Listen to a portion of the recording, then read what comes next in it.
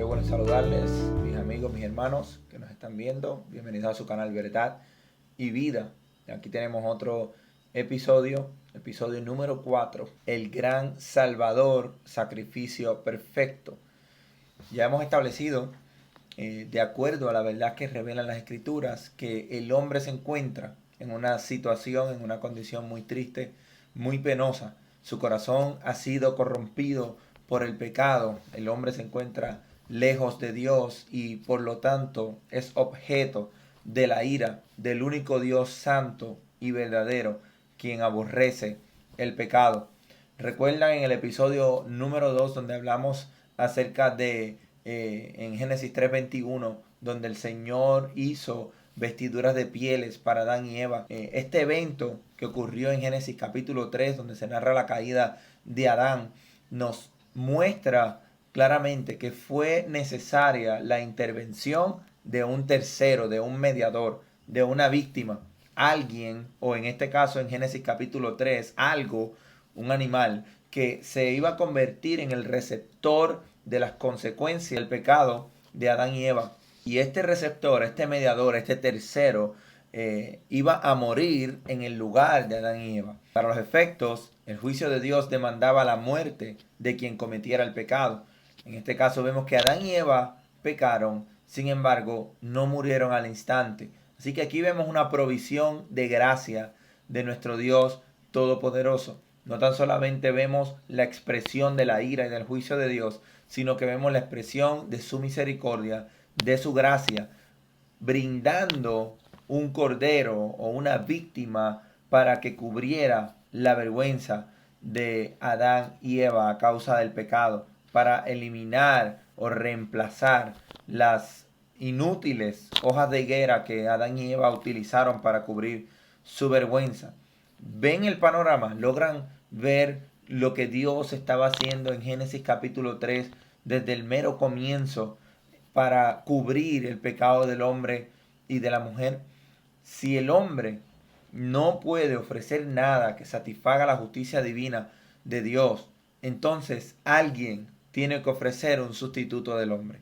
Tiene que haber una víctima, un tercero, un mediador, alguien que sufra las consecuencias del pecado de Adán y Eva para que la justicia misma de Dios halle su expresión. La necesidad del sacrificio es lo primero que vemos cuando Dios mismo ofrece un cordero o sacrifica el primer animal para cubrir la vergüenza y el pecado de Adán y Eva. Nos da a entender que hay necesidad de un sacrificio. De la misma manera como Dios proveyó un sustituto para Adán y Eva en Génesis capítulo 3 en el principio, Él también proveyó una forma en la que el pueblo de Israel podía acercarse a Dios por medio de lo que Dios mismo instituyó como un sistema de sacrificios, donde se involucraba la muerte y el derramamiento de sangre de una víctima, y así el pueblo pudiera tener cercanía a Dios, podían acercarse, tener comunión y adorar a Dios por medio de identificarse con una víctima. En Levíticos capítulo 1, desde el comienzo del libro, en el versículo 3 y 4 nos dice de la siguiente manera: si el animal que ofreces como ofrenda quemada es de la manada, debe ser un macho que no tenga ningún defecto. Llévalo a la entrada del tabernáculo para que seas aceptado por el Señor. Coloca la mano sobre la cabeza del animal y el Señor aceptará la muerte del animal en tu lugar a fin de purificarte y hacerte justo ante Él. Esta era la forma que Dios había establecido en que el hombre podía acercarse a Dios por medio de un sacrificio. Ahora bien, el hombre tomó este ritual y solamente comenzó a hacer un ritual externo, comenzó a hacer prácticas o llevar a cabo este tipo de sistema de sacrificios de una manera externa, no sincera de su corazón, pensando que con solamente ofrecer sacrificios a Dios podían agradar a Dios sin entregar sus corazones completamente al Señor. Por lo tanto, sus corazones estaban lejos de Dios mientras ofrecían sacrificios. Y esto también nos muestra una verdad, que el sacrificio establecido era imperfecto, necesitaba ser superado por un sacrificio perfecto. Fíjese lo que Dios le dice a su pueblo en Isaías capítulo 1, versículos 11 al 15. ¿Qué les hace pensar que yo deseo sus sacrificios? Dice el Señor, estoy harto de sus ofrendas quemadas, de carneros y de la grasa del ganado engordado. No me agrada la sangre de los toros, ni de los corderos, ni de las cabras, cuando vienen a adorarme.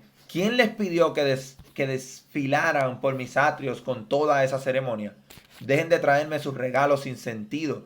El incienso de sus ofrendas me da asco. En cuanto a sus celebraciones de luna nueva, el día de descanso y de sus días especiales de ayuno, todos son pecaminosos y falsos.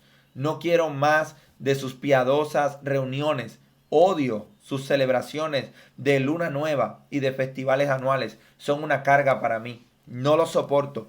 Cuando levanten las manos para orar, no miraré. Aunque hagan muchas oraciones, no escucharé, porque tienen las manos cubiertas con la sangre de víctimas inocentes. Qué claridad de parte de Dios para mostrarle a su pueblo que el sacrificio externo, las obras externas que ellos podían hacer, no eran suficientes. Dios anhelaba que ellos entregaran sus corazones, la circuncisión de su corazón, una entrega total a Dios, no solamente los actos externos, era lo que Dios quería ver. Dios quería ver una entrega total de corazón de su pueblo a Dios. Por lo tanto, nos muestra esta verdad, que los sacrificios del Antiguo Testamento fueron útiles por un tiempo, porque lograban expiar el pecado del hombre al acercarse a Dios. Lograban temporariamente aplacar la ira de Dios por el pecado del hombre. Sin embargo, esto señalaba a un sacrificio mayor, a un sacrificio perfecto, la necesidad de un sacrificio real, perfecto y completo. El verdadero problema de la humanidad era el pecado. Por lo tanto, ese pecado separaba al hombre de Dios. Solamente un sacrificio perfecto, en todo el sentido de la palabra, sería capaz de satisfacer las demandas santas y justas de un Dios todopoderoso, de un Dios justo, de un Dios santo, de una vez y por todas. El Antiguo Testamento profetizaba la venida del sacrificio perfecto. En Isaías 53, un pasaje muy conocido, versículo 7, angustiado él y afligido, no abrió su boca, como cordero fue llevado al matadero y como oveja delante de sus trasquiladores, enmudeció y no abrió su boca. Juan el Bautista lo señala en el comienzo del Nuevo Testamento, en Juan capítulo 1, verso 29. Es aquel Cordero de Dios que quita el pecado del mundo. Es señalado también y predicado, enseñado a lo largo de todo el Nuevo Testamento como el único capaz de solucionar el pecado del hombre y restaurar la relación entre Dios y el hombre. El apóstol Pablo en 1 de Timoteo capítulo 2 verso 5 nos dice: porque hay un solo Dios y también un solo mediador entre Dios y los hombres, Cristo Jesús, hombre. Hechos capítulo 10 versos 42 al 43, el apóstol Pedro también lo proclama y nos mandó a predicar al pueblo y testificar con toda solemnidad que este Jesús es el que Dios ha designado como juez de los vivos y de los muertos, que de este dan testimonio todos los profetas de que por su nombre todo el que cree en él recibe el perdón de los pecados. Jesucristo es el verdadero sacrificio, perfecto y aceptable a Dios para lograr una eterna redención en todos los que ponen su fe en Jesús. Note lo que dice Hebreos capítulo 9, versículos del 11 al 15.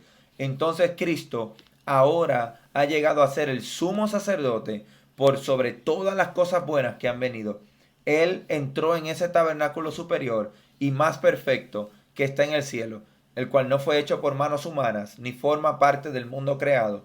Con su propia sangre, no con la sangre de cabras ni de becerros, entró en el lugar santísimo una sola vez y para siempre, y aseguró nuestra redención eterna. Bajo el sistema antiguo, la sangre de cabras y toros y las cenizas de la ternera podían limpiar el cuerpo de las personas que estaban ceremonialmente impuras.